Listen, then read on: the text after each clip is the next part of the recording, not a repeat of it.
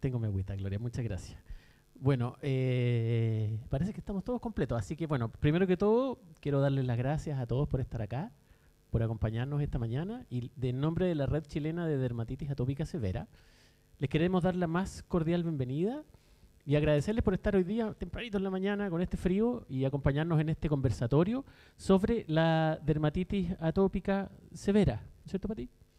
Sí, bueno, el tema que nos convoca, nosotros desde la perspectiva del paciente, la dermatitis atópica severa es una enfermedad que afecta no solamente, bueno, físicamente, emocionalmente a los pacientes, sino también tiene un gran peso económico, porque en este momento los pacientes tienen que asumir el tratamiento ellos, sin cobertura. Claro, y ese es un tema que está en boga hoy día y es muy importante, el tema del costo, y ya sabemos que no solamente los pacientes tienen un gasto de bolsillo bastante importante, que lo vamos a revisar, pero la familia, este es un costo en toda la familia, porque toda la familia al final tiene que absorber no solamente el costo económico que tú decías, pero hay un costo emocional y que muchas veces no se ha medido, y es importante conocerlo.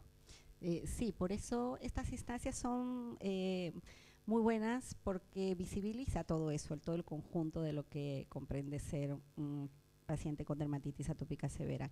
¿Y por qué nosotros nos hemos aquí con Francisco en la red chilena de dermatitis atópica?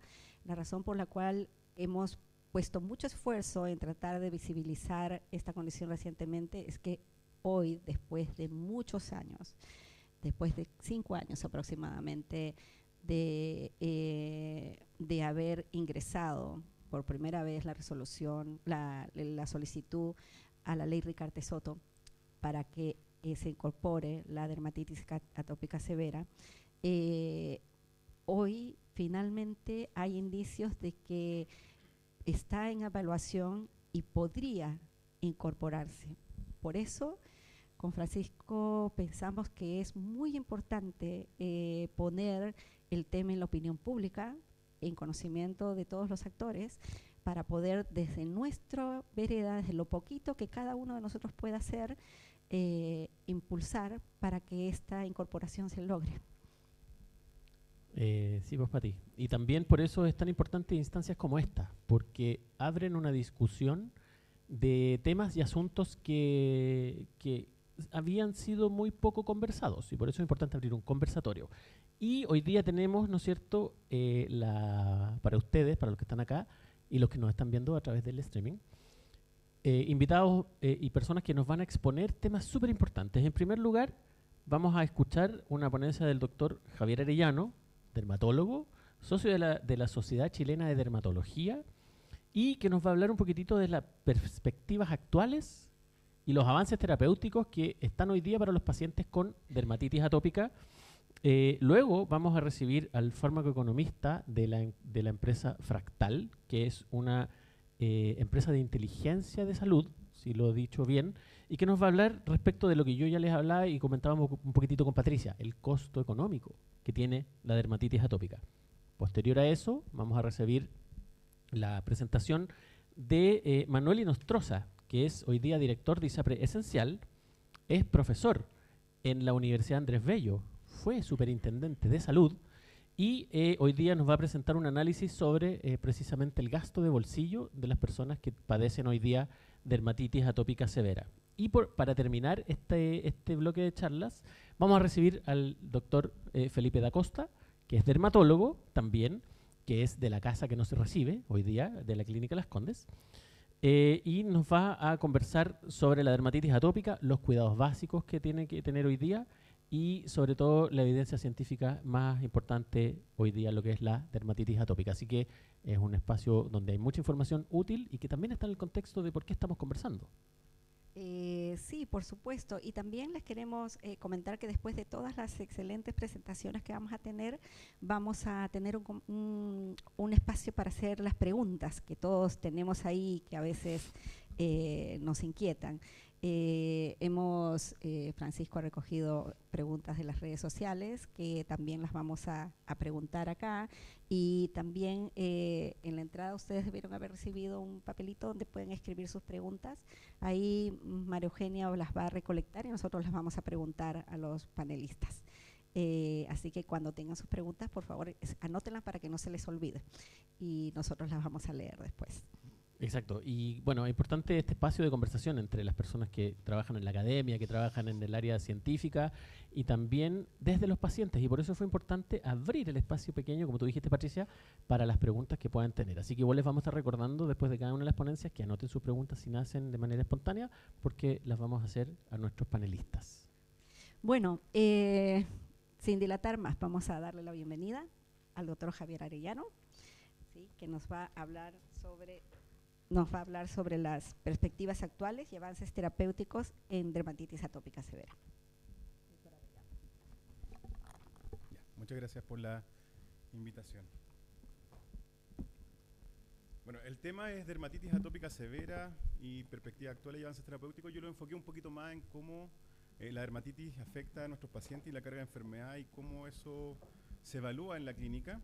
Y también un poquito los avances terapéuticos en relación con lo que tenemos disponible hoy día en nuestro país y la gran problemática que es el acceso.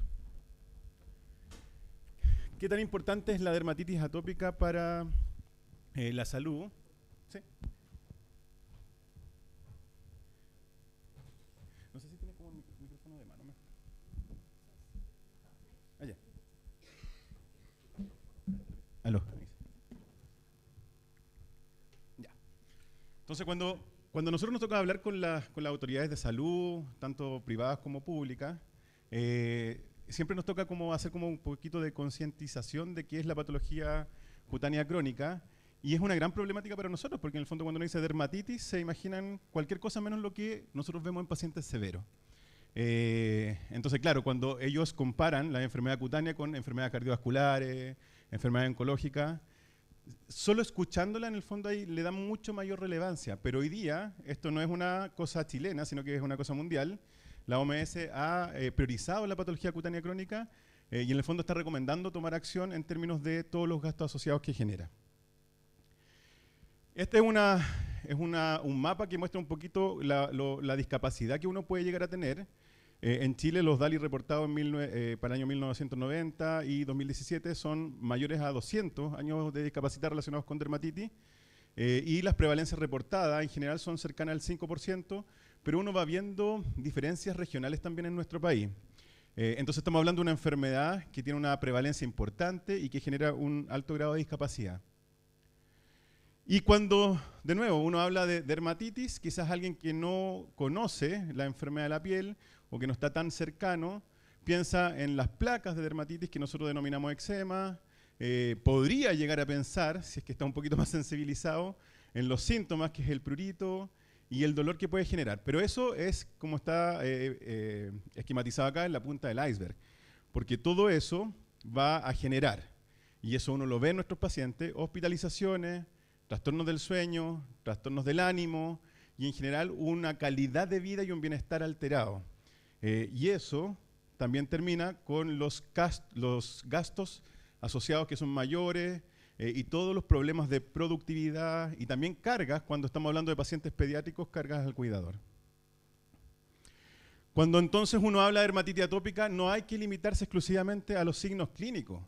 Esto nosotros lo sabemos los dermatólogos. Por ejemplo, cuando hablamos de una dermatitis atópica severa, una persona que no es dermatólogo probablemente va a tender a pensar que tiene que tener una extensión en la piel exagerada o extendida o con una amplia proporción de piel comprometida.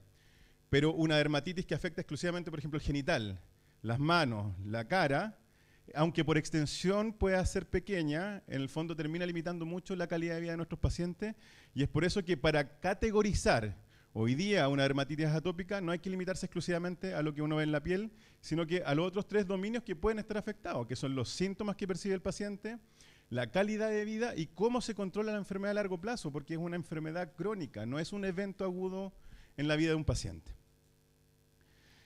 Y para hablar un poquito de algunas cosas que son como lo más llamativo de nuestros pacientes, el prurito.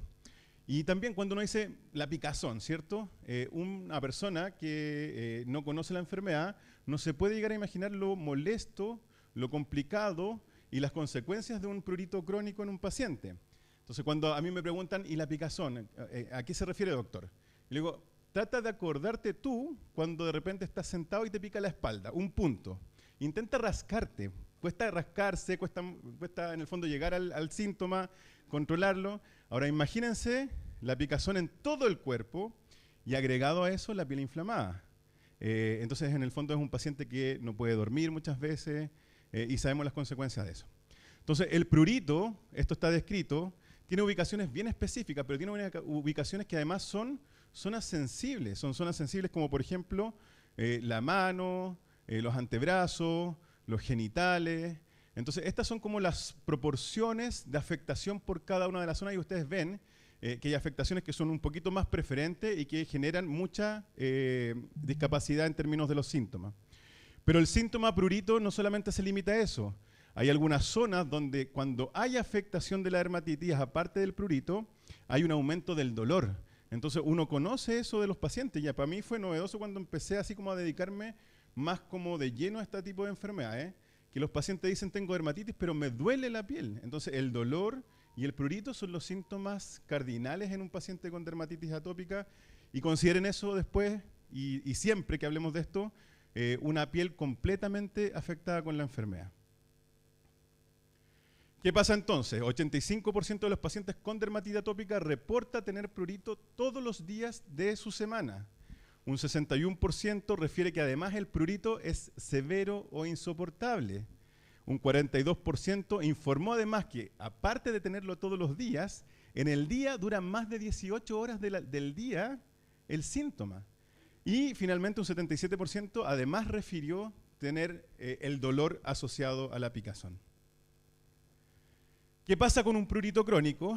Pasa que genera, si es que es especialmente nocturno, que es lo que vemos nosotros en nuestros pacientes, alteraciones del sueño.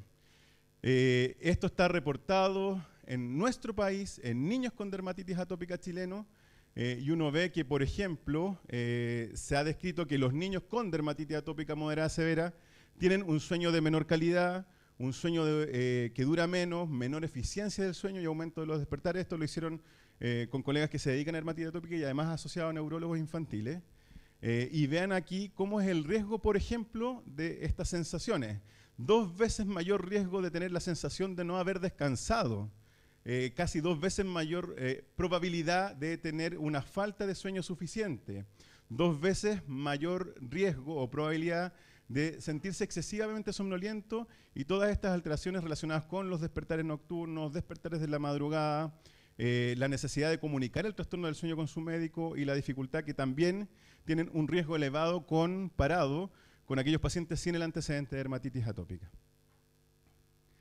¿Qué pasa con eso? Uno sabe, y eso está ampliamente descrito, no es novedad, las alteraciones del sueño se asocian a múltiples resultados adversos para la salud, deterioro cognitivo, trastornos emocionales, aumento del riesgo cardiovascular,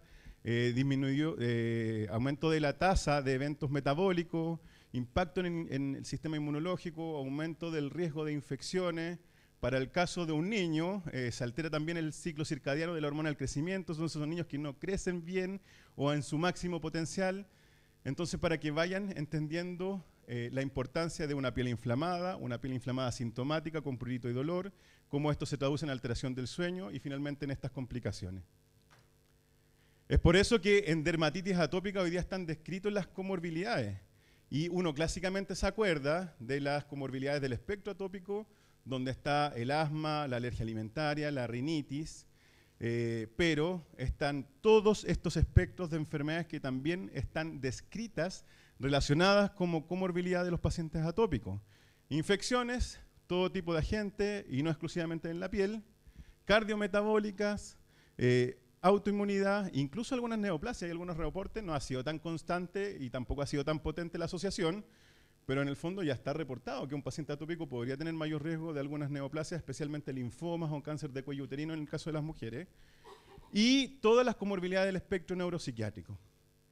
Y acá, ¿qué cosas importantes? Se ha visto, por ejemplo, si comparamos en naranjo los pacientes con dermatitis atópica versus los controles en amarillo, vemos que hay mayor probabilidad de tener depresión diagnosticada, ansiedad diagnosticada y ataques de ansiedad que son autoinformados por el paciente, pero aquí está destacado que además hay mayor probabilidad de ideación suicida.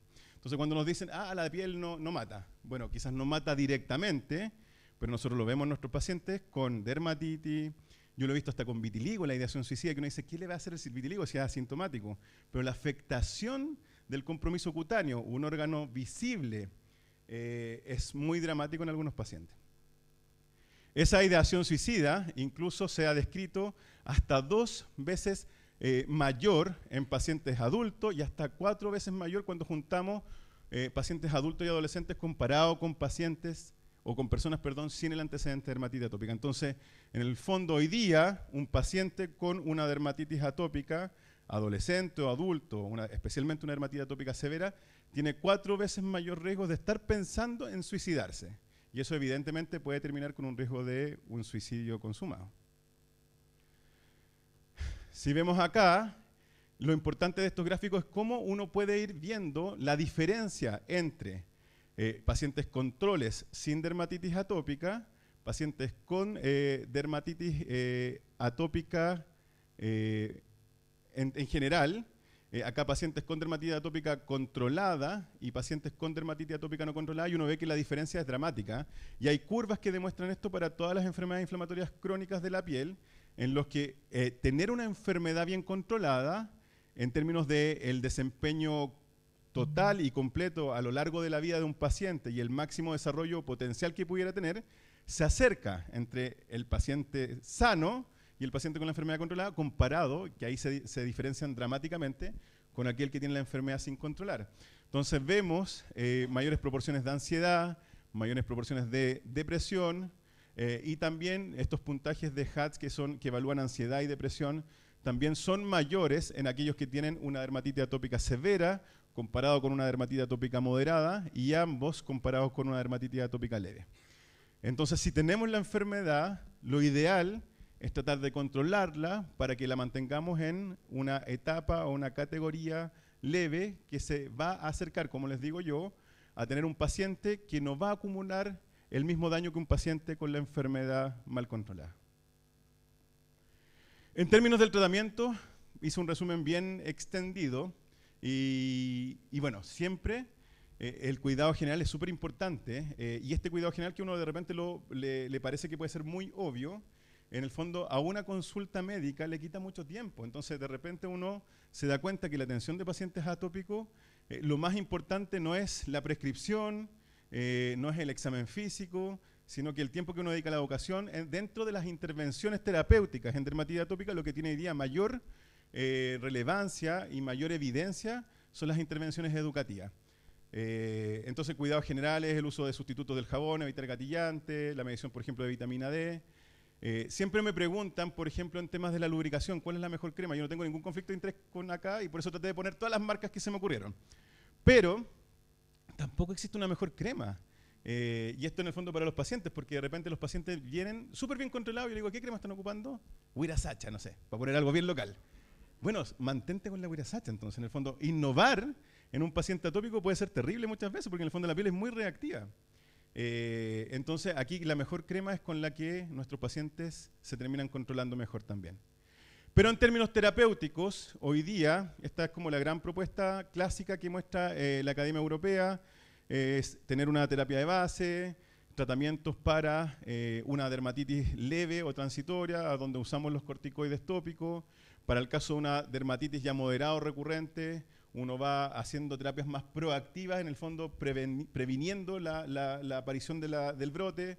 Y ya cuando estamos en contexto de pacientes severos o moderados, muchas veces requieren el manejo especializado del dermatólogo, requieren hospitalizaciones y requieren este perfil de medicamentos que son los inmunosupresores y las terapias target, que son aquí en Chile los inhibidores JAK y el biológico.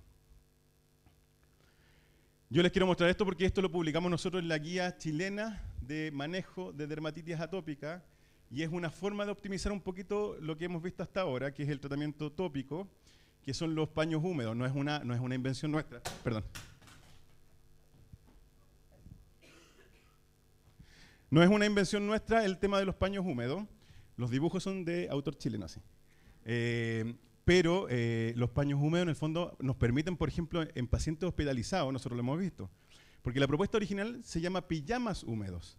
Es tener un bebé, un lactante, donde después de bañarlo, como sale acá, sin secarlo tan bien, dejarlo un poquito humedecido, encremarlo así como abusivamente, quizás poner un poquito de corticoide, ponerle un pijama humedecido, que no esté goteando en el fondo, y sobre eso un pijama seco, y eso genera como un ambiente de oclusión y humedad y humectación tan importante que lo que nosotros vemos en un paciente hospitalizado es que nos permite darlo de alta al día siguiente. Claro, en un paciente hospitalizado no está más controlado.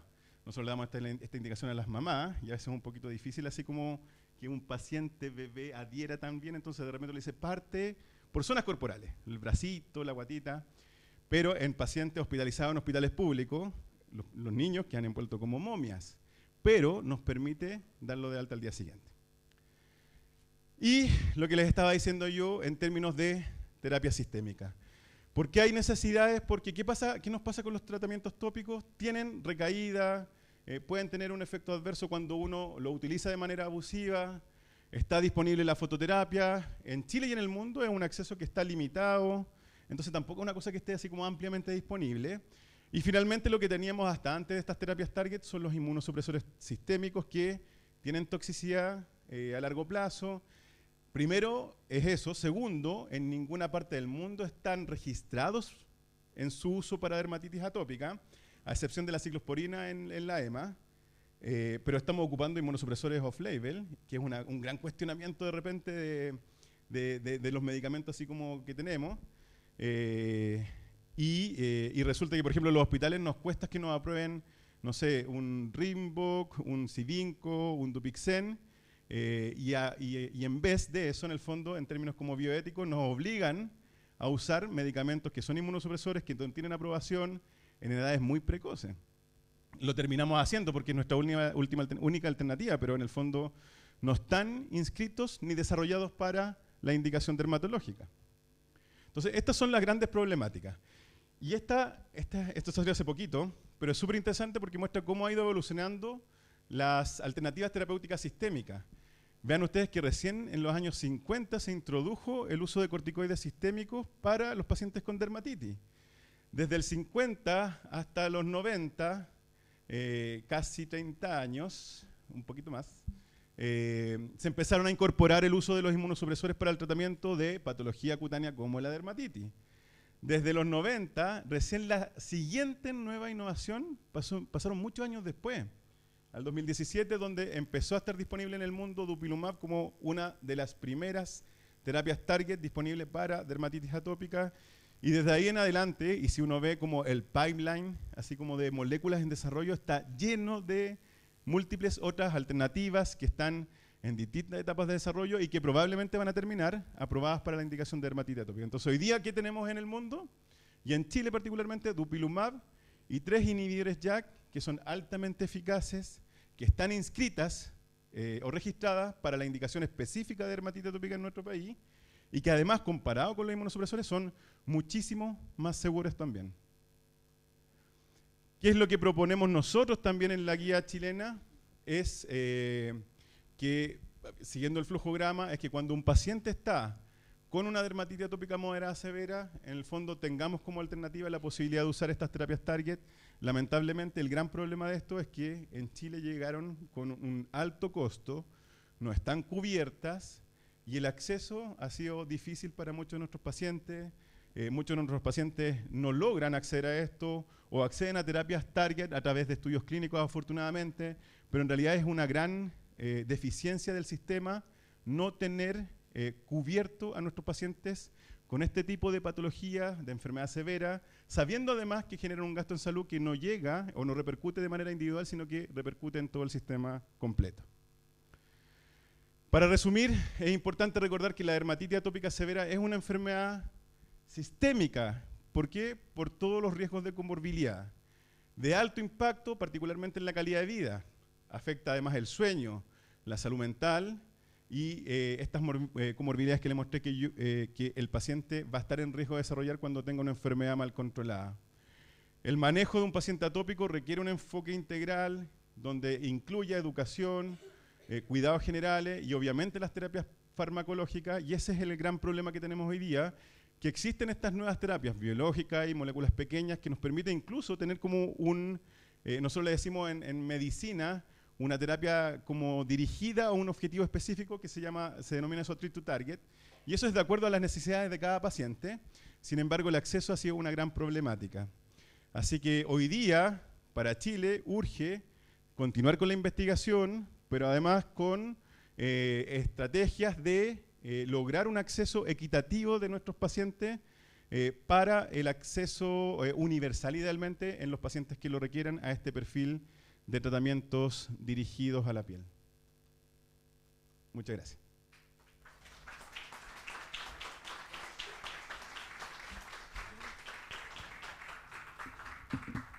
Bueno, un fuerte aplauso para el doctor Arellano. Le damos las gracias por su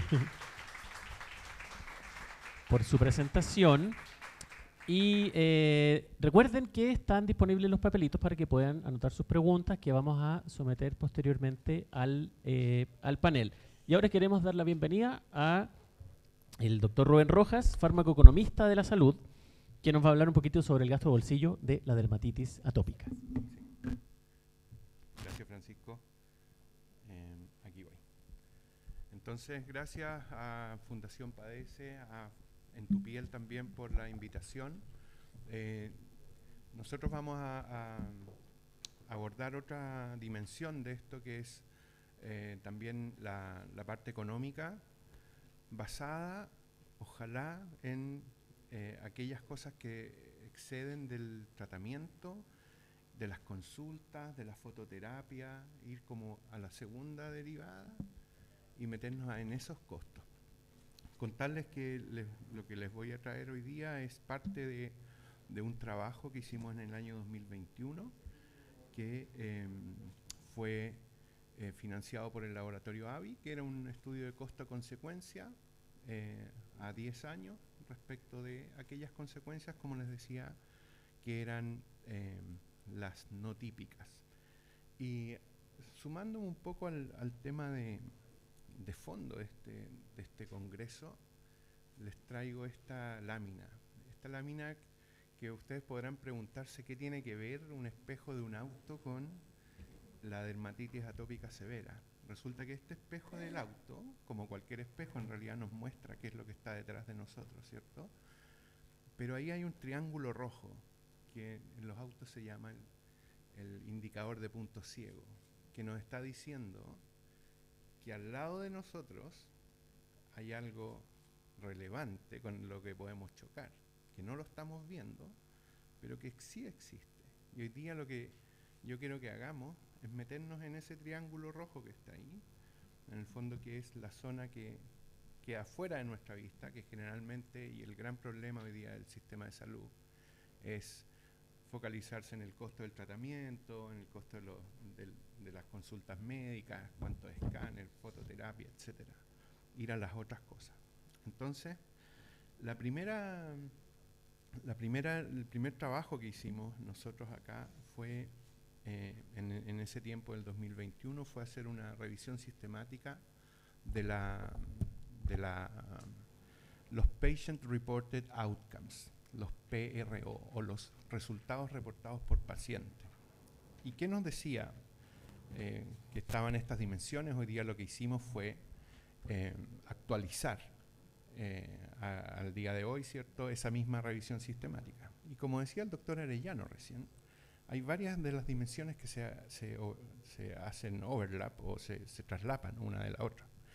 Y en el caso de los niños tenemos el sueño, rendimiento escolar, el bullying, la carga del cuidador, el dolor, la fatiga y la salud mental. ¿Y qué es lo que hicimos en este trabajo? Fue tomar cada una y ver qué significaba en términos del consumo o de las prestaciones del sistema de salud. Por ejemplo, si una persona o un niño tiene bullying, ese niño lo más probable es que tenga una visita al psicólogo o al psiquiatra, y el papá o la mamá lo tenga que acompañar en esa visita y pagar una consulta, ¿cierto? Y que va a generar un gasto. Así sucesivamente con el dolor, la fatiga. No es solamente la crema. Entonces, estamos tratando en este caso de, primero, identificar cuáles son todas las cosas que llevan a un mayor gasto, a un mayor consumo en el sistema de salud, y después de identificarlas, las vamos a cuantificar para poder tener el gasto, ¿cierto? En los adultos, la misma cosa. Sueño, salud mental, dolor y fatiga, disfunción sexual, estigma, autoimagen, el doctor recién lo decía, una persona con vitiligo que no le duele, igual tiene un estigma social por las marcas en su piel. La soledad, la productividad, que tiene doble dimensión, una cosa que se llama el ausentismo, que es la licencia médica, y otra que se llama presentismo, que es la incapacidad de trabajar estando sentado en su escritorio. O sea, la persona va a trabajar, sin embargo la condición es tan severa que no puede trabajar, no puede ejercer su trabajo de buena manera. Entonces, estos son todos los temas como identificatorios que nos entrega la literatura internacional. Y haciendo el ejercicio en Chile, y este es el tema ya más local, aquí me voy a dar la vuelta, porque esto que está aquí, no sé cuál es el puntero, perdón. No, ese no es, este es. Entonces, ¿qué es lo que tenemos? Las licencias médicas de FONASA. ¿Quiénes son las personas que pueden tener licencia médica en FONASA? Son los adultos que trabajan, que son beneficiarios de FONASA. Si uno quisiera hacer una regla rápida, los adultos que son beneficiarios de FONASA y además trabajan son más o menos la mitad de los adultos totales. O sea, de todos los adultos beneficiarios de FONASA, la mitad son titulares y la mitad son cargas. Por lo tanto, este número habría que multiplicarlo de inmediato por el doble, ¿cierto? Entonces, ¿qué es lo que hicimos primero? Tomamos todas las bases de datos que tenía en los datos abiertos FONASA, que lamentablemente dejó de publicarlas el año 2022, entonces tenemos 18, 19, 20, 21, y en todo el periodo dijimos, tráigame al sistema, ¿cierto? Uno no lo hace a mano, tráigame todas las personas que al menos tuvieron una licencia médica por dermatitis atópica en ese periodo. Y aquí las juntó. En todos esos años, entonces, al menos 3.474 personas presentaron licencia médica por dermatitis atópica y además otras causas. En estos colores se ve en celeste el sexo masculino y en naranjo el sexo femenino. Resulta que el 80%, 81,5% de las personas que presentan licencia médica por dermatitis atópica son de sexo femenino. Y aquí está la distribución por zona geográfica. Naturalmente, Santiago, Valparaíso, Concepción tienen la frecuencia más alta por la cantidad de personas que trabajan, ¿cierto? Pero aquí hay datos importantes, ¿cierto? Hay un stock, se le llama en economía, ¿cierto? En una cantidad de personas de 3.400 en todo ese periodo, la fuerte concentración en esas tres ciudades. La edad de concentración llega aproximadamente a los 60 años, y aquí hay un doble tema, ¿cierto? Porque a los 65 ya uno generalmente deja de trabajar, ¿cierto? Entonces ya no va a presentar licencia médica. Y la fuerte carga en el sexo femenino del 81,5%. Aquí le hacemos un zoom in a todo lo que mostrábamos recién. Y aquí están, de esas 3.400 personas, ¿cierto?, ¿cuántas presentaron por año las licencias médicas? Aquí no se ve bien, pero son 2.900 personas o 2.300. Y esas personas generaron 153.000 días de licencia médica en un año y un gasto de 2.300 millones de pesos por el subsidio de discapacidad laboral. Aquí abajo están los grupos de diagnóstico. Lamentablemente no se alcanza a ver bien, pero este primer grupo son las enfermedades de la piel. Es decir, las personas que presentaron licencia, la primera causa, 3.492, enfermedades de la piel. Luego, enfermedades de salud mental y del comportamiento. Clavado con lo que decía el doctor recién, esta es la expresión en vida real, con datos de vida real, de que efectivamente esas revisiones sistemáticas y documentos más o menos académicos se expresan en la realidad. Luego está el dolor y el sistema musculoesquelético, y después están las enfermedades del sistema respiratorio y otras enfermedades.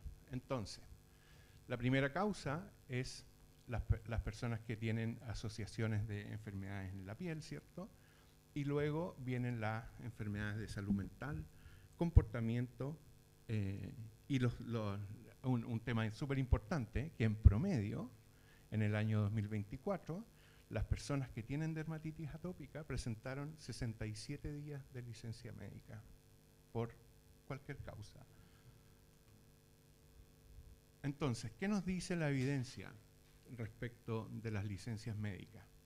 En términos de cuántas personas, la mayoría está en el primer lugar se lo reparte las enfermedades de la piel y el tejido subcutáneo, y con otro 20% las enfermedades de salud mental y el comportamiento.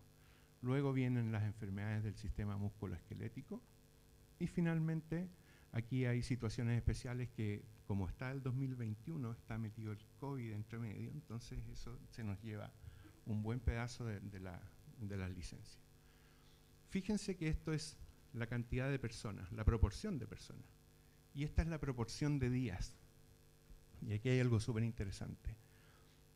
Casi la mitad de las licencias médicas de una persona, o la mitad de los días de licencia médica que presenta una persona con dermatitis atópica, son por enfermedades de la salud mental y el comportamiento. Y eso es un hallazgo, digamos, de esto. Insisto, estos son datos de vida real, de Chile, de chilenos, de FONASA. Lamentablemente el sistema de ISAPRE no reporta los diagnósticos. Nosotros, para llegar a esto que yo les estoy mostrando, tenemos un producto desarrollado en Fractal que se llama Data CIE-10, que usted pone el CIE-10 de la enfermedad y le saca todo esto. Pero ISAPRE no tiene la obligación de reportar CIE-10. Por lo tanto, hay otro triángulo rojo en esta presentación, que es todo lo que queda de ISAPRE. No lo estamos viendo, no podemos verlo. Entonces, ¿qué es lo que hicimos nosotros con todo esto que les mostré? Los días, las personas, y aquí abajo, en el fondo, aquí antes, todos estos elementos que contribuyen también a los gastos, todo eso se concentra en modelos económicos. Los modelos económicos son máquinas matemáticas que nos permiten predecir qué es lo que va a pasar, dado datos que ya tengamos. Entonces, esto se ve medio extraño, ¿cierto? Pero básicamente, acá arriba, esta es la máquina de predicción para los niños y esta es la máquina de predicción para los adultos. Aquí está la epidemiología de la enfermedad, la prevalencia, la incidencia, la evolución de la población, para los niños, para los adultos. Y cada uno de estos sectores son esta flor de problemas que causan los problemas de salud, el sueño, la fatiga, la depresión. Cada uno está identificado y cuantificado en esta zona. Entonces, estos son todos los outcomes para los niños, estos son todos los outcomes para los adultos. Y después que uno echa a andar esta maquinita, salen distintas predicciones o proyecciones. La primera, la de población severa, entre 2022 y 2032. Pediátricos, aproximadamente 46.000 casos, adultos, aproximadamente 30.000 casos. Estos son los casos por año, van aumentando en los adultos, en los niños hay alguna reducción, ya sabemos que están naciendo menos niños, ¿cierto? Por lo tanto, tenemos menos proyección a futuro de ese clúster. Y en términos totales, 75.000 casos. Esto es FONASA, ISAPRE, Sistema de Salud completo. Luego, los costos. Y aquí hay varios elementos. Acá arriba están los pediátricos, aquí abajo los adultos. Tratamientos tópicos. fármacos. Me voy a ir para allá porque no veo bien qué es lo que dice. Atenciones ambulatorias de niños. Y estos son 5.400 millones de pesos. Depresión y ansiedad pediátrica, 4.900 millones de pesos por año. Bullying, autoconfianza, 4.700 millones de pesos a nivel global por año. Los cambios de vestimenta, que en los reportes decían, ¿cierto?, que hay vestimentas que no son compatibles con el eczema en la piel. Trastornos del sueño para los padres, para los niños, y la fototerapia. Fíjense que cuando el sistema de salud empieza a sacar la cuenta, el que más toma son la fototerapia y los fármacos. Todos los demás es parte de ese triángulo rojo para el sistema de salud. En la población adulta, pérdida de productividad o presentismo, lo que les comentaba recién, esto es estar trabajando pero no poder trabajar. Tratamiento tópico, también 4.400 millones. Depresión, ansiedad adultos, 4.200 millones. Licencias médicas, 3.200 millones. Atenciones ambulatorias, trastornos del sueño, fármacos, alteraciones sexuales, estrés severo en adultos, hospitalizaciones, fototerapia. De nuevo, ¿qué es lo que ve el sistema de salud? Quizás las consultas de depresión y ansiedad, las licencias médicas, a veces, porque a veces uno le lleva estudio a FONASA y le dice, oye, las licencias médicas, es que esas no las pago yo, así que no me interesan. Y los fármacos. Entonces, hay mucho dinero en ese triángulo rojo. Finalmente, contarle cuáles son las limitaciones de este trabajo. Primero, que la fuente de las licencias médicas de FONASA es sumamente robusta, pero tiene algunos vacíos en términos de los reportes. Esto se llevaba muy bien hasta el año 2021. Las licencias médicas dejaron de reportarse del 2022 hasta hoy. Solamente se reportan en términos de clúster, es decir, cuántas licencias médicas hay para cáncer, qué sé yo, muy de alto nivel. El GRD está muy bien publicado y también los gastos en MLE. Por el lado de las ISAPRES no tenemos la visión de poder llegar a los datos porque no reporta el CIE-10, entonces estamos perdidos ahí. Luego, las codificaciones de la causa L20, ¿cierto?, que es la dermatitis atópica, a veces puede variar, y las estimaciones también, como cualquier estimación, supone parámetros epidemiológicos, la prevalencia, la incidencia, qué sé yo, que de repente puede que no sean tan claras en un setting definido. Y luego la parte de las licencias médicas por las distintas regiones del país o sectores industriales tampoco son muy comparables unas con otras. Los mensajes clave. Está claro que la dermatitis atópica severa va más allá de la piel, ¿cierto? Afecta el sueño, la salud mental, el dolor, fatiga, la vida íntima, etc. Evidencia local contundente. Las personas que tuvieron al menos una licencia médica por dermatitis atópica tienen en 81,5% son de sexo femenino y la salud mental es la que mayor concentra los días de pérdida laboral por licencias médicas. En términos de población, ¿cierto?, del 2022 al 2032 estábamos estimando en términos de casos severos 46.000 casos en pediatría, 30.000 casos en adultos. Y que necesitamos finalmente un compromiso del sistema de salud de incorporar captura, medición de outcomes reportados por paciente más allá de la piel. Y por supuesto que necesitamos capturar todos estos costos que quedan en ese triángulo rojo, que en el fondo no se ven, no se capturan y que quedan, ya lo va a mostrar el doctor Inostroza ahora, probablemente en la zona de gastos de bolsillo. Eso les quería mostrar. Muchas gracias nuevamente a las fundaciones.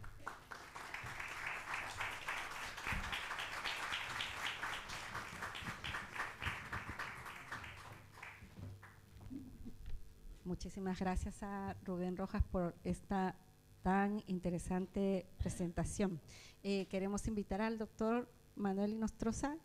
El doctor Inostroza es director de la ISAPRE Esencial, es profesor de la Universidad Andrés Bello y fue superintendente de salud. Y bueno, hoy va a compartir con nosotros su análisis sobre los gastos de bolsillo y es un colaborador al cual le agradecemos siempre su participación. Muchas gracias.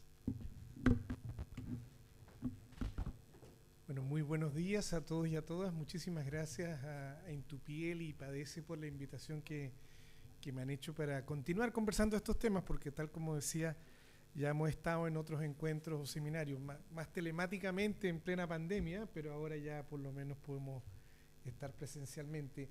Y básicamente lo que yo quería compartir con ustedes es una mirada muy reciente a propósito de una publicación que hemos hecho como Instituto de Salud Pública de la Universidad Andrés Bello, que ahí está la portada del informe que publicamos hace como 3 semanas atrás aproximadamente, sobre gasto de bolsillo en medicamentos y sus posibilidades de financiamiento.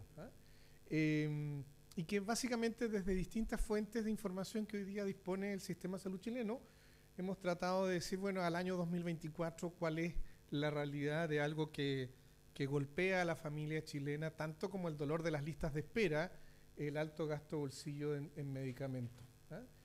Bueno, el breve contexto que nosotros tenemos para este tema, para este desafío de nuestro sistema de salud, es que seguimos teniendo respecto al tema de medicamentos una cobertura que refleja lo que somos como sistema, una cobertura parcial y fragmentada, donde, claro, la atención cerrada cubre, tanto en FONASA como en ISAPRE, los medicamentos que dicho tratamiento implica.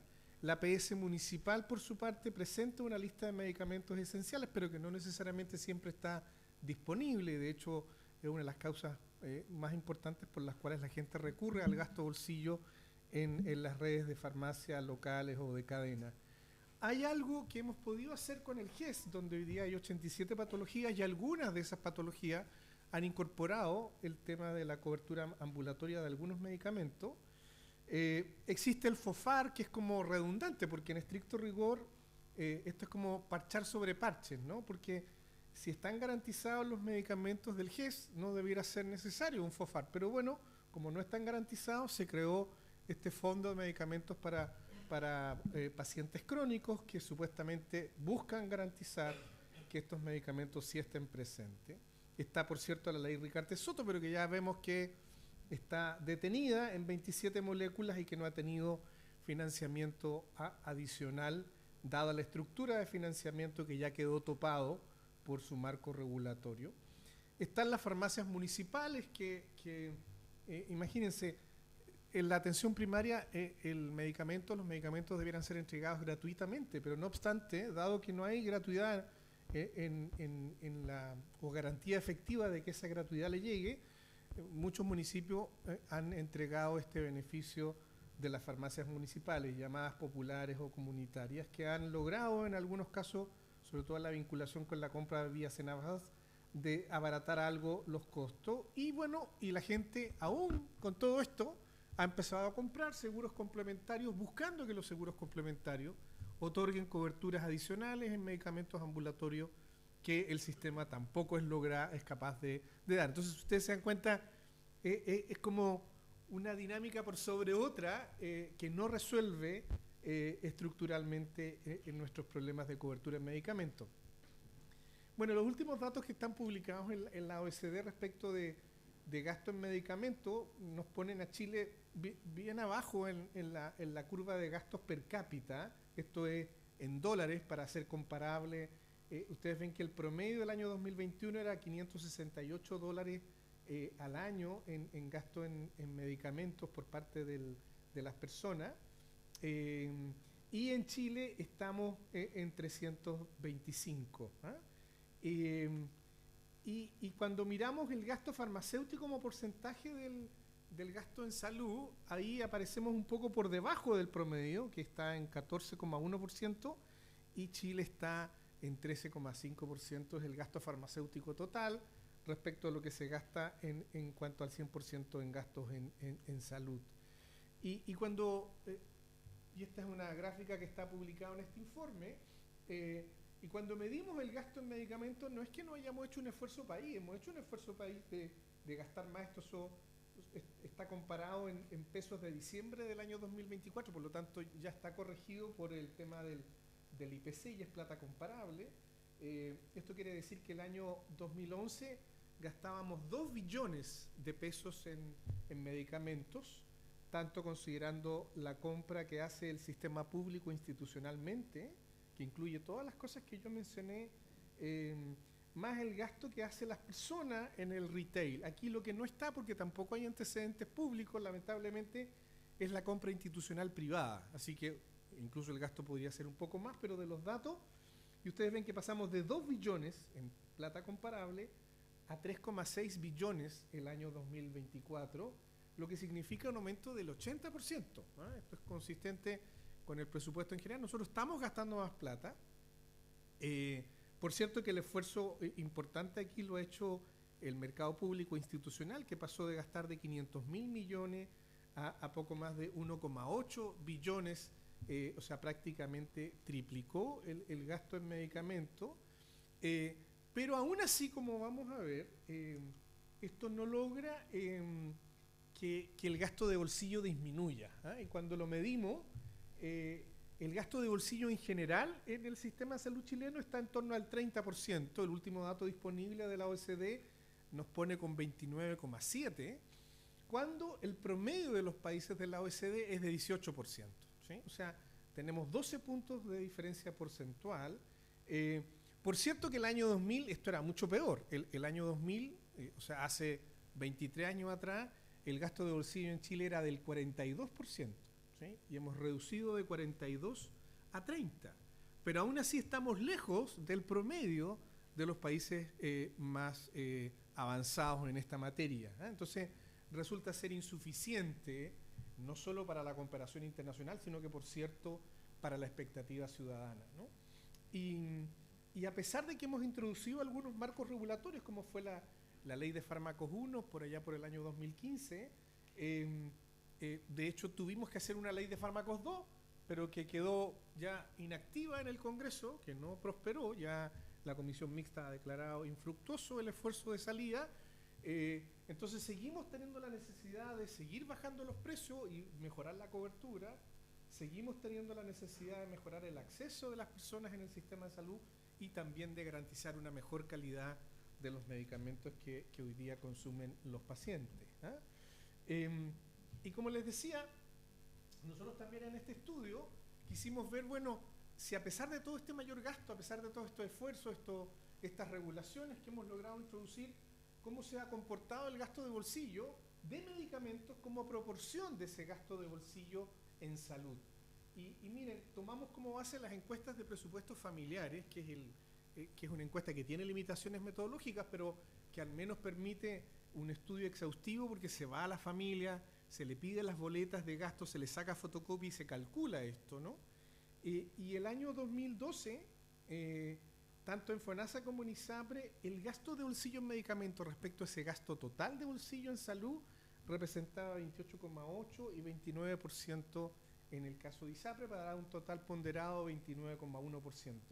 Y ustedes ven que el 2017, 5 años después, incluso subió a 30,3%, y el 2022, que es el dato publicado más reciente y que nosotros analizamos, baja levemente, pero está en un 29,8% promedio, ¿sí? Y en el caso de FONASA, inclusive, con una leve tendencia a la baja. Pero lo que podemos decir es que, a pesar de todo este esfuerzo, en el transcurso de estos años de medición, el gasto de bolsillo de medicamentos respecto al gasto total de bolsillo en salud sigue teniendo la misma proporcionalidad, ¿sí? Y yo creo que eso lo perciben los chilenos además en la cotidianidad, ¿no? Incluso podrían sentirse que están siendo cada vez más afectados, pero esto es en relación a la data que está publicada. Nosotros también hemos hecho encuestas en años anteriores y algunos estudios. El Instituto el año 2021, por ejemplo, trató de meter el tema en su encuesta más coyuntural sobre el gasto de bolsillo en medicamentos. Y aquí solo les traigo que, por lo mismo, dado que el gasto sigue siendo tan importante, las personas incluso están dispuestas a pagar por un seguro, a pagar una cobertura adicional al 7% o a lo que hoy día pagan en su plan de ISAPRE, que por cierto es más del 7%, con tal de tener algo que les cubra este gasto de bolsillo que es tan importante y que los afecta mensualmente en su vida cotidiana. Y aquí tenemos un estudio que el año 2021, que es la línea que está arriba, la disposición a pagar de las personas que encuestamos de FONASA y ISAPRE en una muestra aleatoria era el 50%. Por cierto que incluso la gente de ISAPRE está dispuesta a pagar más en disposición, un 75% de los de ISAPRE están dispuestos incluso a pagar esta cobertura. En FONASA es un poco menos, pero igual significativamente importante, un 45% está dispuesto a pagar. No obstante, en FONASA están concentrada la población de menores ingresos del país, a pagar un seguro, algo que les permita aminorar el gasto de bolsillo directo que les sale. Y esto manteniéndose un poco en relación al año 2019, o sea, no hay mucha variación. El promedio ponderado da 51, cambia un poco la ponderación de FONASA, 49, y de ISAPRE 56, subiendo más significativamente la de ISAPRE. Es decir, la gente, como les digo, está tan complicada con esto que busca coberturas adicionales y está dispuesta a hacer gasto en cobertura de aseguramiento para que esto se aminore.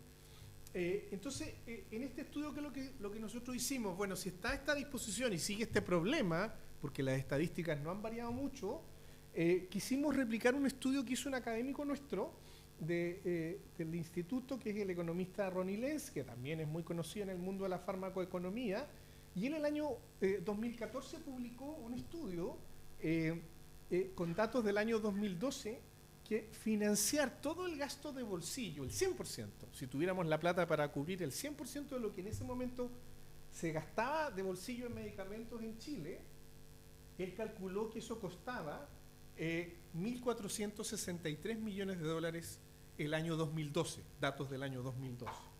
Y nosotros utilizamos esa misma metodología y la actualizamos al año 2024. ¿Sí? Y dijimos ahora, ¿cuánto costaría ese mismo ejercicio ahora, 12 años después? Y lo que nos dio es que subió un 25%. O sea, si hoy día tuviéramos que calcular y tuviéramos plata para pagarle el 100% de los chilenos todo lo que consumes en medicamentos, nos costaría 1.828 millones de dólares cubrir esa cantidad de plata, de cobertura de financiamiento. Ahora, y simulamos dos escenarios intermedios o de menor cobertura. Uno, alcanzar el 80%, que es lo que alcanzan los países más desarrollados de la OECD en términos de cobertura financiera en sus planes de beneficio de la cobertura de medicamentos, y eso nos costaría 1.066 millones de dólares. Y calculamos el escenario que significaría que Chile alcance el promedio de cobertura del 56%, que es el que tiene el promedio de cobertura formal los países de la OECD. Y como estamos cerca del 56, eso nos costaría 200 millones de dólares adicionales a lo que hoy día, solo en gasto de bolsillo en medicamentos. Entonces lo que nosotros dijimos, miren, y es lo que de alguna manera tratamos de generar como debate en política pública con este informe. Claro, los 1.800 nos parecen como muy lejanos y muy complejos. Ahora, no tanto si uno mira que el presupuesto público de salud este año fue de 16,1 billones. O sea, ya esto representa poco más del 10%, pero no es que sea el 50 ni el 80% del presupuesto. Y si el primer peldaño son 200 millones de dólares, bueno, ¿por qué no iniciar ese primer peldaño y gradualmente ir incorporando la cobertura de medicamentos ambulatorios? Porque la dinámica de ponernos de acuerdo en regulaciones de precio, por ejemplo, que es el esfuerzo que se intentó hacer en el caso de la ley de fármacos 2, ya quedó abortada. Y puede ser que va a ser muy difícil que nos volvamos a poner de acuerdo en ese tipo de regulaciones. No quiero decir que haya que renunciar a ese tipo de regulaciones, pero es evidente que nuestro sistema de salud requiere ir incorporando mucho más expresamente, con más audacia de lo que hemos hecho hasta ahora, porque no hemos tenido impacto en el gasto bolsillo en general, en incorporar más cobertura financiera en el plan de beneficio de la cobertura de medicamentos ambulatorios. Por lo tanto, uno puede proponer un plan gradual a 5, 8, 10 años, de cómo ir acercándonos entre estos 200 millones de dólares que sería el primer peldaño y probablemente los 1.000 millones de dólares que sería el último peldaño en una carrera escalonada que yo creo que Chile requiere acometer si queremos realmente responder a este dolor del excesivo gasto de bolsillo que tenemos en nuestro sistema de salud. Así que eso es lo que hemos tirado un poco a la mesa con estos datos y se lo hemos planteado, digamos, a todas las candidaturas presidenciales para ver qué cosas se pueden hacer para incorporar esta cobertura financiera. Y por cierto que en ese contexto es donde yo creo que, bueno, no solo patologías que están esperando la ley Rigarte-Soto, como la dermatitis atópica pueden caber, sino que pueden caber muchas otras en la medida en que agregamos recursos decididamente para mejorar esta cobertura. Bueno, eso era lo que yo quería compartir esta mañana con ustedes. Muchísimas gracias.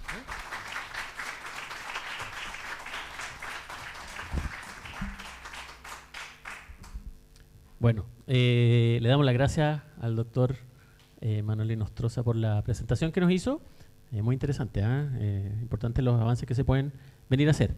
Y quiero dar, por último y con mucho agrado, la bienvenida al doctor Felipe da Costa, dermatólogo miembro del staff del equipo de dermatología de esta casa de la Clínica Las Condes. Bienvenido, doctor. Muchas gracias, Frank.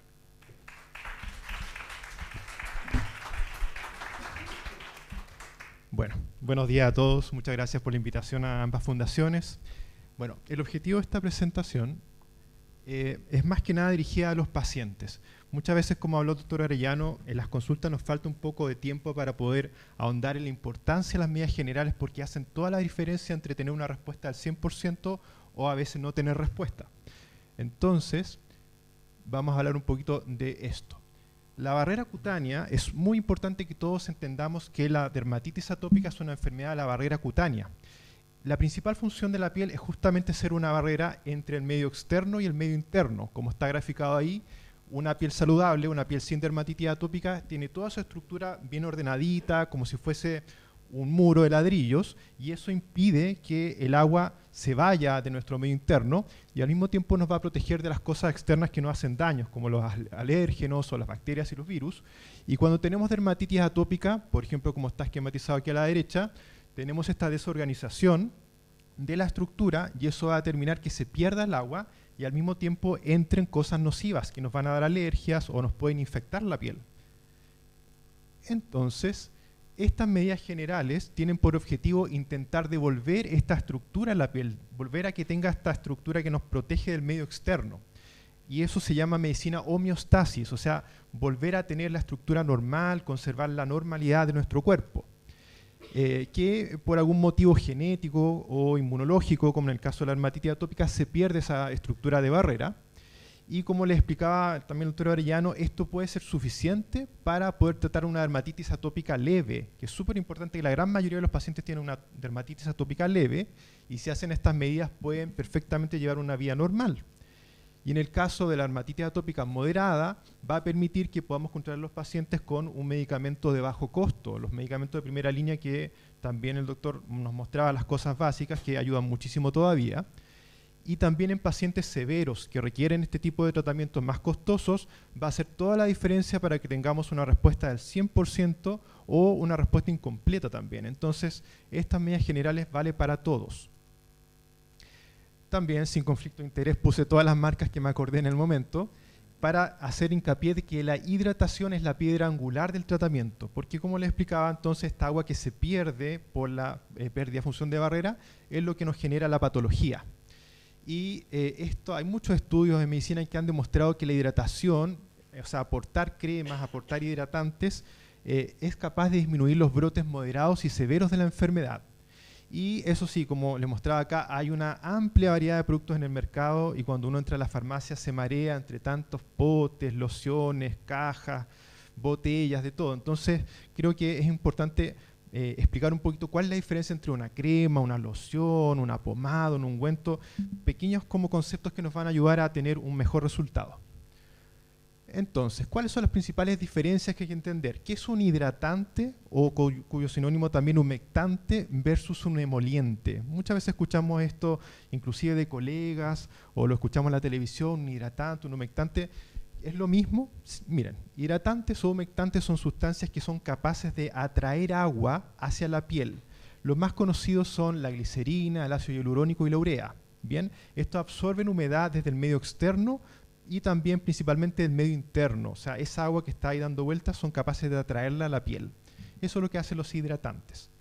Sin embargo, los emolientes, que mucha gente lo usa como sinónimos, pero no lo es, los emolientes son otro tipo de estructura química que lo que hace es dar alguna propiedad a la piel, ya sea, por ejemplo, la deja más suave, más brillante, más elástica, y los agentes emolientes más conocidos son los aceites, como por ejemplo de palta, de jojoba, de oliva, la manteca karité y las ceramidas, que también son muy famosas, que son un tipo de lípido y que viene como a entregar esta suerte como de protección adicional a la piel, pero su principal función no es hidratar, sino que es dar algo más a la piel. Entonces, después cuando hablamos de estos conceptos es importante entender cuál es la diferencia entre las formas farmacéuticas, porque no es lo mismo un hidratante o un humectante que venga en gel, en pomada, en crema, etc. Entonces, muy sucintamente, ¿qué es un gel? Un gel, todos hemos visto que son estas estructuras que son gelatinosas, de ahí viene el nombre, y que están producidas por un agente gelificante, generalmente un polímero, con un alto contenido de agua. Tiene la ventaja que son muy fáciles de aplicar en el cuerpo, se distribuyen rápido y se desaparecen y tienen una textura muy agradable. Sin embargo, el poder de hidratación de los geles es muy bajo. Entonces, generalmente para un paciente atópico no busquen gel o texturas así gelatinosas porque no hidratan tanto. Inclusive, por ejemplo, el gel de esta cosa de las quemaduras, se me olvidó el nombre, pero esta cosa que como la aloe vera, por ejemplo, que viene en gel, o el árnica, son geles que, claro, calman un poquito la piel, dan un refrescor, pero no hidratan tanto para los pacientes con dermatitis atópica. Y la loción es ya más líquida. La loción es una emulsión de aceite en agua, que tiene mucha más agua que aceite y tiene una consistencia más líquida, cuya principal ventaja es que nos permite distribuirla y aplicarla mucho más simple en el cuerpo, más rápido. Hidrata más que un gel, menos que una crema, pero hidrata, y la ventaja es justamente eso, la facilidad de la aplicación. ¿Bien? Entonces, para uso diario yo lo recomiendo generalmente en forma de lociones. Generalmente después de la ducha, una vez al día, una loción está excelente, nos va a ayudar a mantener la hidratación de una forma más cómoda. Ya las cremas son una composición más equilibrada entre el aceite y el agua, más o menos 50 y 50. Entonces tiene una consistencia más gruesa, son las que vienen en potes generalmente, se absorben bien en la piel también, y tiene una duración de su hidratación mayor que las lociones. ¿Bien? Y lo más importante tal vez que como fórmula galénica son muy versátiles. Entonces cuando nosotros sabemos de repente que los pacientes con dermatitis atópicas tienen áreas muy secas y áreas también que pueden ser húmedas. Por ejemplo, cuando uno tiene una dermatitis aguda, con ampollas, con salida de líquido, húmedos, ¿me entienden? Así entre medio de los pliegues. Una crema tal vez sea versátil porque nos permite tratar tanto esas áreas húmedas como también las áreas más resecas. Entonces, es una buena fórmula también mantener cremas. Y por último, los hidratantes oclusivos, los ungüentos y las pomadas. Este tipo de hidratantes generan una barrera física que de alguna forma es como si pusiéramos un nylon o algo arriba de la piel que va a retener esta humedad que les mostraba al principio de la barrera cutánea. Son más pesados, son más pegotes, pero son los que más hidratan. Y los ejemplos clásicos, la vaselina, que es una marca comercial del petrolatum, los aceites minerales y la dimeticona, que si buscan en la parte de atrás de la mayoría de las cremas de manos dicen dimeticón. O sea, traen dimeticona, que es una barrera más pesada y que retiene agua mucho mejor que el resto de los hidratantes que hablábamos. Ahora, el contra de esto es que justamente son más pegotes, son más untuosos, son un poco más molestos, pero para áreas localizadas o para fisuras, que también vemos mucho en dermatitis atópica en las manos, por ejemplo, o que se parte la comisura oral, o la zona de los párpados, también en adultos se ve mucho. Este tipo de hidratantes es espectacular. Y acá una pequeña revisión científica sobre si la hidratación vale para todos, y la última evidencia científica dice que sí. Aquí hay un estudio randomizado, o sea que se tomaron 2 grupos de lactantes desde los 9 meses de vida A un grupo se le aplicó un hidratante en crema todos los días y al otro grupo no se le aplicó la crema hidratante. Al principio ninguno de los dos grupos tenía dermatitis atópica y se compararon estos grupos a los 2 años de vida y se vio que los lactantes que habían tenido esta hidratación todos los días tuvieron menor incidencia de dermatitis atópica de la esperada. Entonces, de alguna forma este ensayo clínico, que ya es más controlado, permite dar una certeza de que la hidratación ayuda y de alguna forma prevendría la dermatitis atópica a temprana edad. Y al menos, no sé en términos de salud pública si será costo efectivo, pero si es posible administrar hidratación a un lactante, es una excelente idea. Ya tenemos algún tipo de respaldo científico para hacerlo. Y como sabemos, y también explica el doctor Arellano al principio, la dermatitis atópica viene aparejada de todas estas comorbilidades, lo que se llama marcha atópica, que los niños empiezan a desarrollar después asma, rinitis, conjuntivitis, sinusitis, todas estas enfermedades que comienzan como una dermatitis atópica que permite el ingreso de estos alergenos al medio interno y que van montando una respuesta inflamatoria a largo plazo. Entonces, prevenirlos de temprana edad es posible. Ahora un poquito más ahondar en las otras medidas que también tienen que ver con la hidratación indirectamente, que es cómo hacer el higiene diario de los pacientes con atopia. El doctor Arellano nos hablaba sobre el uso de los Sindets. Los Sindets son un tipo de limpiador que no tiene este agente tensiógeno, o sea, este agente químico que limpia la piel, sino que lo consigue a través de un químico que es diferente. Los jabones tradicionales vienen de la saponificación de las grasas y los Sindets vienen por otro mecanismo químico y eso permite que tengan un pH más parecido al de la piel, que es más ácido, a diferencia de los jabones tradicionales que tienen un pH más alcalino. Típico de repente que mucha gente escucha o repite mucho el uso de jabones de glicerina, pero la glicerina es un jabón tradicional y tiene un pH más alcalino, entonces la verdad es que no es un buen método. Si es posible utilizar este tipo de jabones, son mucho mejores. Abundan las marcas comerciales de los Sindets, pero para qué vamos a entrar en marcas, pero saben que hay de las marcas más conocidas, todos tienen jabones para piel atópica y esos son los principales que ocupamos. Ahora, otra medida que también tiene evidencia científica y que generalmente hacemos en niños, pero también puede ser en adultos, son los baños de cloro. Es un poquito contraintuitivo pensar que el cloro nos va a ayudar en la dermatitis atópica porque uno lo piensa como algo más agresivo, pero la verdad tiene que ser una concentración muy baja de baños de cloro, que pueden ser 2 a 3 veces por semana, a una concentración muy baja de 0,005, que les voy a mostrar cómo se hace, y que tiene un efecto a través de la inhibición de una bacteria que está relacionada con los brotes de atopia, que es el Staphylococcus aureus. Entonces, esto lo recomienda la Academia Americana de Dermatología. Los estudios hablan de para 40 galones diluir media taza, que para términos chilenos sería una tina chilena típica de 140 litros, que es la típica que está en todas las casas, junto con el cloro más típico que todos conocemos. Tomar 100 ml de eso solamente y colocarlo dentro de la tina con agua completa. Eso nos va a dar la misma concentración para poder hacer un baño de cloro.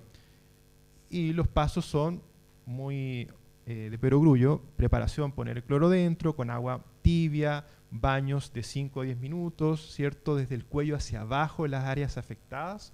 Un paciente perfectamente puede estar sumergido en la bañera ahí 5 o 10 minutos. Finalmente enjuagarse toda esa agua con cloro, con agua normal de la llave que corra, y finalmente secado e hidratación, secarse bien con una toallita puntualmente y finalmente aplicar la crema diaria. Y si está indicado también algún tipo de tratamiento corticoide en ese momento, también es un excelente momento para aplicarlo. Ahora un poco sobre el estilo de vida y el control del ambiente. También hay algunas medidas que se suelen recomendar, como por ejemplo evitar el uso de los detergentes que tengan fragancias, que tengan suavizantes, que tengan químicos, olores, porque esos suavizantes quedan en la tela de la ropa lavada y eso puede generar algún tipo de irritación en la piel. Por eso siempre se recomiendan estos jabones hipoalergénicos. Y también con respecto a la vestimenta es importante el preferir prendas de algodón, evitar la lana, porque la lana siempre es un agente que pica bastante la piel, y el poliéster, ¿ya? Sobre todo estas primeras capas en invierno también el poliéster genera bastante picazón. Los humidificadores también tienen algún grado de evidencia científica, ya que la resequedad del ambiente, sobre todo con la calefacción, afecta la hidratación cutánea.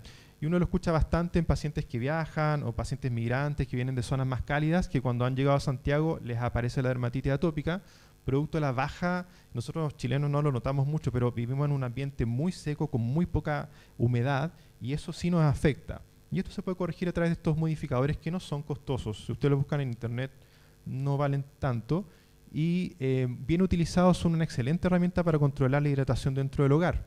Lo que sí hay que tener algunos cuidados, que es principalmente con la limpieza, y ojalá utilizar agua desmineralizada, agua digamos que embotellada, que no tenga tantos minerales, y desinfectarlo al menos una vez a la semana, porque también, imagínense, agua caliente es un caldo de cultivo también para bacterias y hongos que también nos pueden dar picazón si es que no hacemos una higiene adecuada de esta hidratación. Y finalmente, algo sobre el estrés. Como sabemos, también hay una interconexión entre la psicología, entre el estrés psicoambiental y la dermatitis atópica, directamente a través de la picazón. Por lo tanto, está altamente demostrada que algunas terapias como el mindfulness o la respiración consciente ayudan a romper un poco este ciclo de me pica, me rasco, mi piel está irritada, me veo mal, me estreso y sigo como rascándome en un ciclo vicioso. Y eso se puede cortar a través de justamente técnicas psicológicas, así que también en los pacientes siempre, al menos en mi consulta, les pregunto qué tan intenso es esta necesidad, esta cosa que les hace como rascarse como a veces sin darse cuenta, qué tan intenso es, para ver si no es necesario también alguna derivación a salud mental para intentar corregir estas acciones, para dejar de rascarse, porque eso tiene una retroalimentación entre lo que uno siente y lo que ve, y más pica. Eso era. Muchas gracias.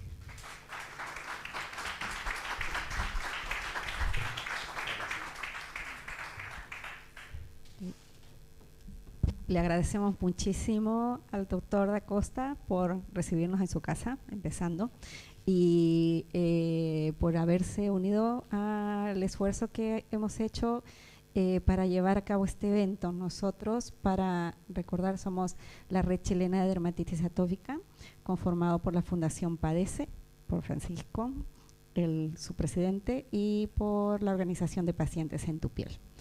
Francisco. Gracias, Pati.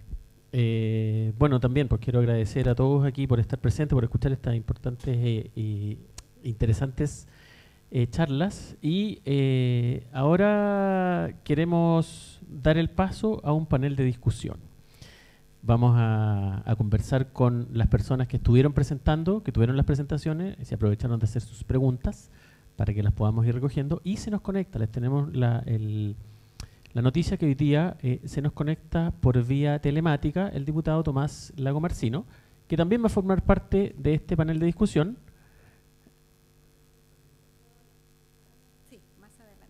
Ah, ok.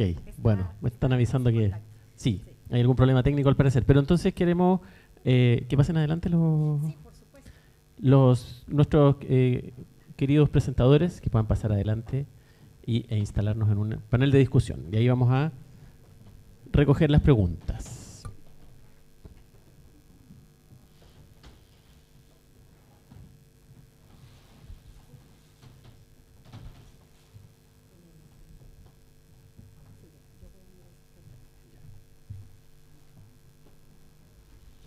Bueno, ¿qué les parecieron las presentaciones? Yo creo que estuvieron súper informativas.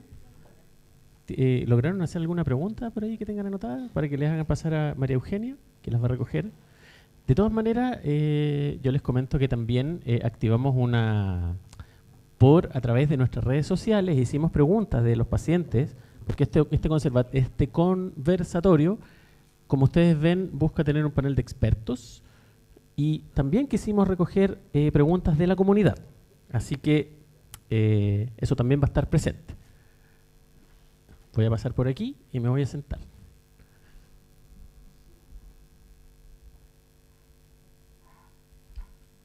Bueno, primero que todo, muchas gracias, estimados doctores, por estar presentes con nosotros. Yo quisiera partir diciendo que los problemas de salud de la piel, y en particular la dermatitis atópica, los datos eran claros y mostraban cómo afectan a muchas áreas. Vimos gasto en el sistema público. El doctor Arellano nos mostró un poquitito lo que era la salud mental. Pero yo quisiera transmitir una pregunta aquí para el doctor Manuel Inostroza. En su rol en el pasado, el impacto de estas patologías no cubiertas. ¿Cómo se ve, por ejemplo, dado que no tienen cobertura hoy día, muchos pacientes están utilizando la vía de la judicialización para abordar aquellos gastos de bolsillo que de repente no están cubiertos? ¿Cómo se ve, por ejemplo, ese escenario de la judicialización en estos problemas de salud de la piel para el gasto de bolsillo? Bueno, a ver, ahí sí. Bueno, se ve muy complejo para el sistema de salud porque si bien representa una vía absolutamente legítima y necesaria desde la perspectiva de los pacientes, dado que no encuentran cobertura formal en el sistema, recurrir a lo que les pueda dar el sistema judicial. El sistema judicial no resuelve necesariamente en base a criterios técnicos y a la evaluación que nos sugiere hoy día la economía de la salud como para establecer la cobertura de mejores soluciones y a precios y a posibilidades de financiamiento que sean más razonables. Esto incluso te lo dicen desde la propia industria farmacéutica, que a veces te dicen, mira, a nosotros nos conviene mucho más que los jueces definan la cobertura financiera de los medicamentos, porque nosotros si llegáramos a acuerdo con el sistema podríamos llegar con acuerdos de riesgo compartido, con otras series de dinámicas que hoy día están disponibles, sobre todo con los muy buenos expertos que tenemos, aquí tenemos uno al lado, que podrían colaborar con este tipo de mecanismos de cobertura, porque el juez dictamina en base a su criterio de justicia, pero no necesariamente en base a elementos periciales muy técnicos. Y solo para tirar algunos datos, nosotros formalmente en el presupuesto del sistema de salud no teníamos recursos asignados, comillas, a la resolución por la vía judicial. Hace 2 años atrás, por primera vez, se estableció una partida presupuestaria de un límite de 20.000 millones de pesos para que FONASA pagara por la vía de una asignación presupuestaria específica los juicios que perdiera en tribunales, ¿sí? Y el primer año, cuando puso un presupuesto de 20.000, tuvieron que asignarse 39.000 millones de pesos por los casos que se ganaron en la justicia. Es decir, la vía judicial prácticamente duplicó lo que el Ministerio de Salud había puesto por presupuesto por primera vez. Y al año siguiente, el año 2024, ya se gastaron 89.000 millones de pesos. O sea, nuevamente volvió a duplicarse, más que se duplicó. Y bueno, no sabemos cómo va probablemente el 2025, pero probablemente si seguimos la tendencia, probablemente va a ser mucho más lo que FONASA se está viendo obligado a financiar por fallos judiciales a lo que realmente correspondería. Entonces, por eso que también nosotros decimos, miren, dada la evidencia, dada los costos que estamos implicando, ¿por qué no partir gradualmente? Tal vez no tenemos toda la plata para partir actualmente, pero yo solo quisiera dar dos cosas. El gasto en licencia médica, ¿sí?, que también nosotros sacamos un informe el año pasado sobre que ahí claramente probablemente había un gasto ineficiente. Hoy día, gracias a la fiscalización que hizo la Contraloría General de la República, se estaría consolidando que en los primeros 3 meses posteriores a la fiscalización hay una menor emisión de licencias médicas en torno a un 19%, pongamos un 20%. Si eso se llegara a consolidar, ¿sí?, el 20% del gasto público en licencias médicas, estamos hablando de 400.000 millones de pesos. O sea, eso significa una enormidad de plata, o sea, es 2 veces partir por el primer escalón, digamos, de cobertura financiera. Porque no se trata aquí de reasignar plata, sino que de utilizar esos recursos en el mismo sector salud, en otros beneficios, por ejemplo, gasto de bolsillo en medicamentos. Entonces, uno podría disponer de ese tipo de recursos para lograr dar una cobertura más adecuada. Y solo quisiera dar un último dato a propósito de la judicialización. Recuerden ustedes el caso de Tomás el año pasado y la marcha que significó que Chile solidarizó financiando 3.500 millones de pesos para su tratamiento. Bueno, resulta que la FDA acaba de retirar el permiso de ese fármaco, ¿sí?, en Estados Unidos, porque se descubrió que habían 4 casos de niños que fallecieron estando en tratamiento y por lo tanto todavía el tema, digamos, de la prescripción clínica, técnica, hoy día está en discusión. Entonces a veces por presiones judiciales o de contexto comunicacional que generan dramas como el que se expuso en esa situación, nos obligamos a financiar ese tipo de cosas cuando no están técnicamente todavía tan validadas. Entonces, por eso es que es bueno, más que avanzar por la vía judicial o ese tipo de situaciones, avanzar por una cobertura técnica, clínica, donde tengamos organismos que nos vayan diciendo qué es lo que está realmente validado y que ese tipo de medicamento ingresen formalmente al sistema y no por esta vía judicial que a veces puede generar sensaciones de justicia desde el punto de vista del sistema judicial, pero no del estricto rigor de lo que corresponde financiar de cara a los pacientes. Ese sería mi comentario. Es complejo el escenario. No sé qué te parece a ti, Patricia, pero no sé si ustedes sabían, pero aquí el doctor Inostroza dijo un dato que es no menor. Habló de una cifra de 89.000 millones de pesos. No sé si ustedes saben, pero el fondo de la ley Ricardo Soto son 100.000 millones de pesos. Estamos hablando el 89% del fondo de la ley Ricardo Soto para vía de judicialización y tenemos un organismo judicial que está tomando decisiones de salud. No sé qué te parece a ti, Patricia, ese tema. Sí, mira, lamentablemente, bueno, no lamentablemente y afortunadamente también, pero al no haber otros mecanismos, la verdad es que los pacientes recurren a lo que pueden. Y bueno, no es lo ideal, pero es uno de los caminos que los pacientes han encontrado para lograr cobertura. Y yo siempre hemos pensado que de verdad que la falta de ante las faltas aparecen estos mecanismos y bueno, eso es lo que han encontrado muchos de los pacientes. Una próxima. Me parece que está, bueno, queremos dar la bienvenida en un momentito más. Sí. Gracias, Patricia. Bueno, hay problemas técnicos, pero esas cosas siempre pasan, así que no se preocupen. Pero sin alejarnos del tema de lo que es costos y gastos, ya vemos que hay un tema importante con la judicialización, hay una glosa presupuestaria específica para aquello, o sea, se reconoce que es un tema que debe costearse. Pero si volvemos un poco a lo que nos mostraba aquí el doctor Rubén Rojas, de toda la experiencia que usted tiene en el área de medir, ¿no es cierto?, del sistema de salud, ¿cuál ha sido el dato como más impactante que ha encontrado en su estudio que hizo, por ejemplo, en la dermatitis atópica severa? El gasto más importante, Sí. o el que más le impactó a la hora de hacer la investigación que condujo. Mira, a nosotros nos llamó mucho la atención el tema de la salud mental, que siempre como que es algo que se sabe pero no se cuantifica. Entonces, por ejemplo, saber que en días de licencia médica pesa más todavía que la causa principal, es un tema súper relevante y todo el costo que eso después conlleva.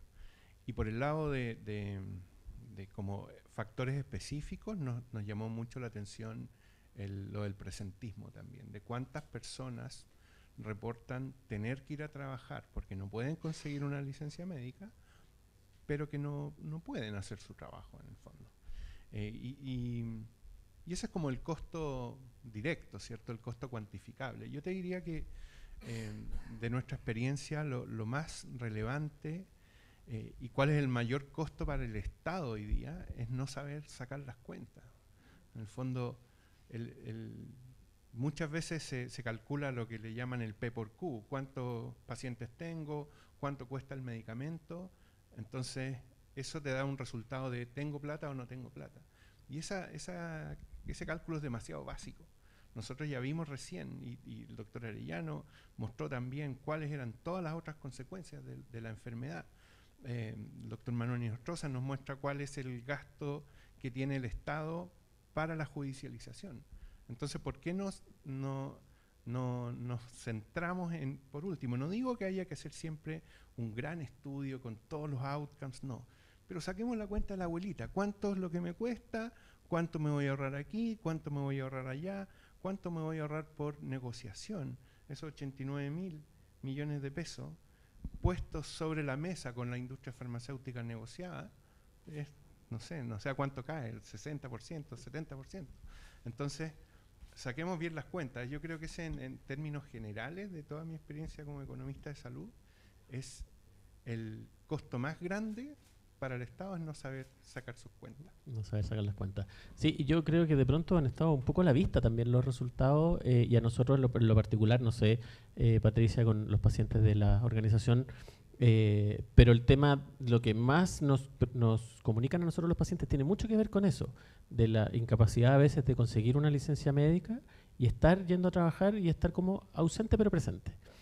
Y la salud mental es algo que también está súper, lo vemos muy de cerca. No sé tú, Patricia. Sí, sí, es algo que de hecho es parte es la motivación del origen de esta organización. Y ahora que estaba escuchando con atención el tema del presentismo, que es una definición que yo he conocido con la dermatitis atópica, y siempre recuerdo el caso de un paciente que era un odontólogo que nos comentó que él tenía compradas 10 camisas idénticas, porque a veces durante procedimientos con sus propios pacientes él sentía llegar los ataques a su cuerpo. Entonces buscaba cualquier excusa, o ya conocía la persona que lo acompañaba, sabía, le hacía una seña, inventaban cualquier excusa para él salir, cambiarse la camisa húmeda, o a veces con sangre, y volver y que el paciente no se dé cuenta. Me decía, esto me afecta a mí en mi trabajo, incluso de forma visible. Desarrollan unas técnicas de verdad impresionantes con esto, y es indudable que esto les afecta la vida emocional. Y bueno, finalmente, queremos dar la bienvenida al diputado Tomás Lago Marcino, que es miembro de la Comisión de Salud y que ha estado frecuentemente involucrado con las organizaciones de pacientes y con el tema de Ricardo Soto. Bienvenido, doctor.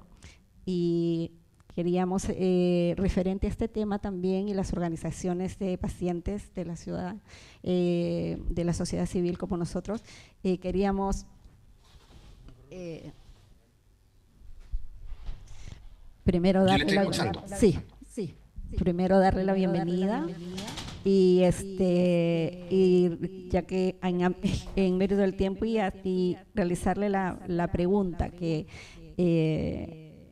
en este momento estamos en un momento crítico para la evaluación de Ricardo Soc, ¿no? Y la posibilidad que se abre de poder estar nosotros con dermatitis atópica en el listado de las patologías evaluadas. ¿Cómo podemos las organizaciones de la sociedad civil, como Padece en tu piel, que conformamos la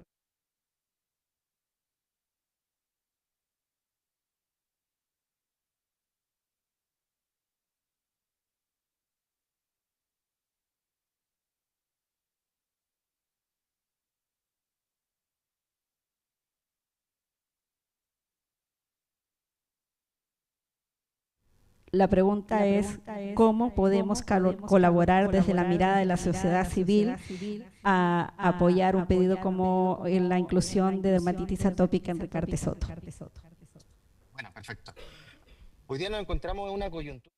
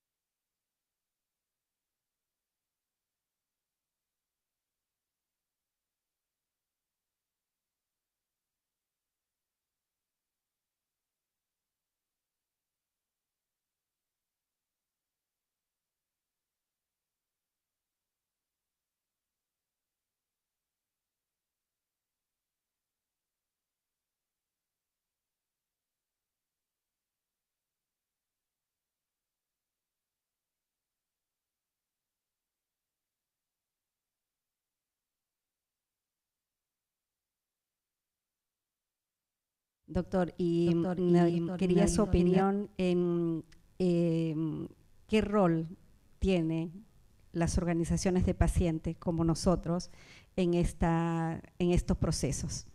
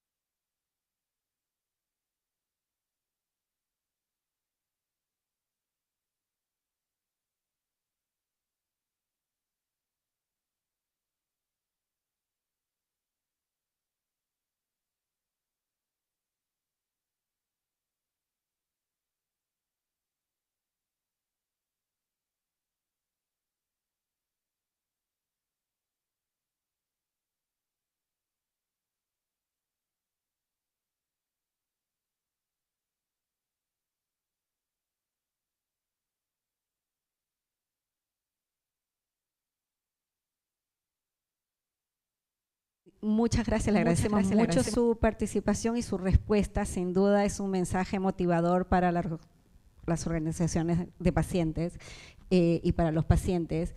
El mensaje es claro, hay que involucrarse. Exacto.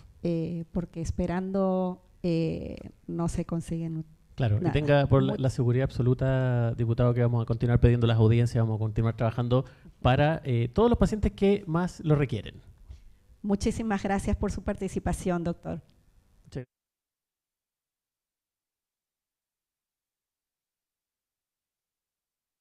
Bueno, la invitación llegó también con no tanta anticipación, así que gracias, le agradecemos muchísimo su presencia.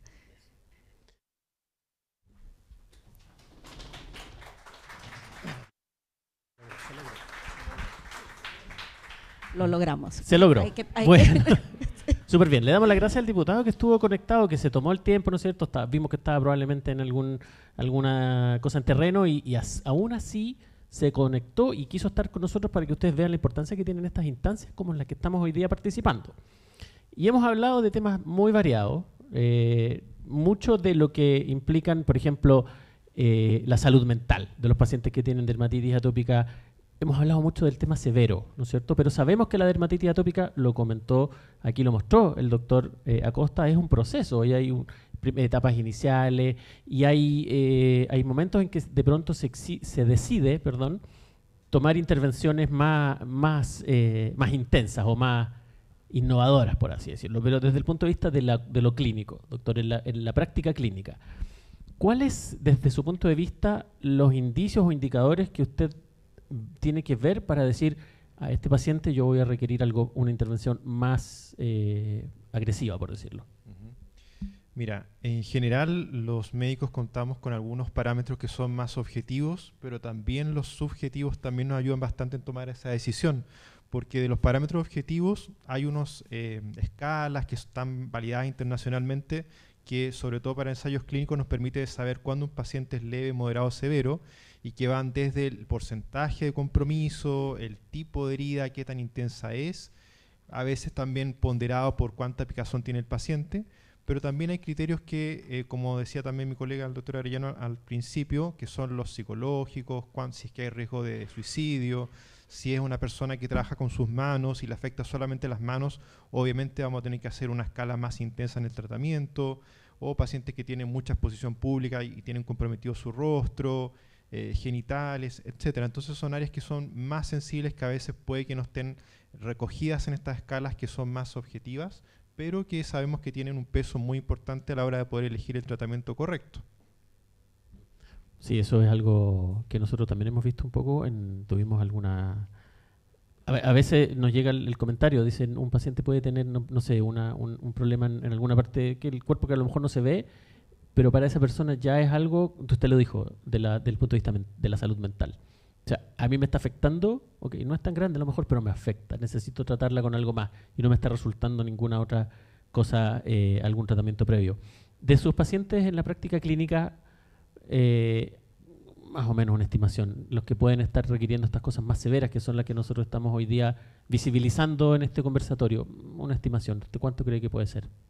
Yo estimo que debe ser más o menos un 15, 20% tal vez de pacientes más severos, que a veces los pacientes severos llegan directamente al dermatólogo y tenemos un porcentaje mayor que lo que se debiera esperar por porcentaje de la patología. Pero sí, en los centros de referencia, acá en Santiago viene mucha gente de región, que ya ha pasado por otros colegas médicos generales o dermatólogos que no se dedican tanto al área de las enfermedades inflamatorias de la piel, y acá vemos mucho paciente severo. Yo debería decir más o menos 20%.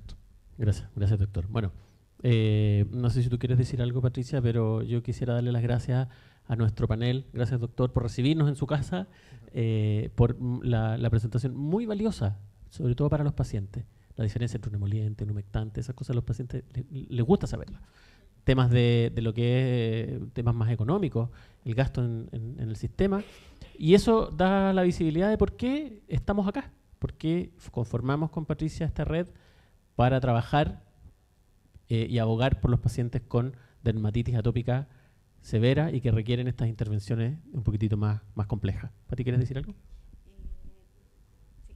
Sí, solamente reiterar el agradecimiento por acompañarnos en esta instancia que para nosotros es crucial porque, vuelvo a reiterar, estamos en esa ventana de oportunidad en que podemos ser considerados en el próximo decreto de Ricardo Soto.